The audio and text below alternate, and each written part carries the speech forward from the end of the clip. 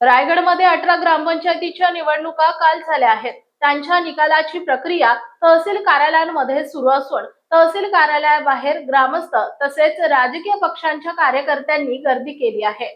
श्रीवर्धन मधील दिव्यागर ग्रामपंचायतीमध्ये राष्ट्रवादीचे सरपंच आणि 8 ग्रामपंचायत सदस्यांवर आक्षेप घेत त्यांचं सदस्यत्व रद्द करण्यात आले होते. राष्ट्रवादी सर्व पक्ष अशी लढत झाली होती. दिव्यागर ग्रामपंचायतीचा हा निकाल हाय व्होल्टेज होण्याची शक्यता आहे. हा करिश्मा लगेचच नाही झाला.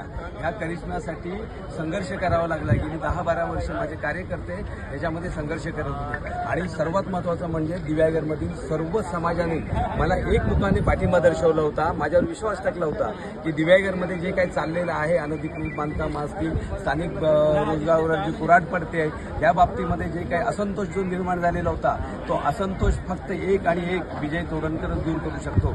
यामुळे कुठल्याही नागरिकाने, कुठल्याही समाजातल्या बांधवांनी किंवा कुठल्याही विरोधी पक्षातल्याही लोकांनी राजकारण किंवा पक्ष न बघता विजय तोडणकर या व्यक्तीवर त्यांनी केलेल्या संघर्षावर आणि त्याच्याबरोबर कार्यकर्त्यांचा असलेल्या संघर्षाचं बळ याच्यावर विश्वास टाकून मला निवडून दिलेला. हा विजय एकटा माझा नाही आहे, माझ्या कार्यकर्त्यांचं आहे. माझ्या पाठीशी उभे राहिलेले सर्व जे असतील किंवा जे कार्यकर्ते आज माझ्याबरोबर हयात नसतील,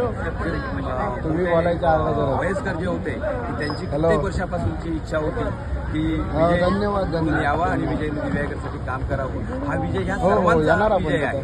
दिव्यागर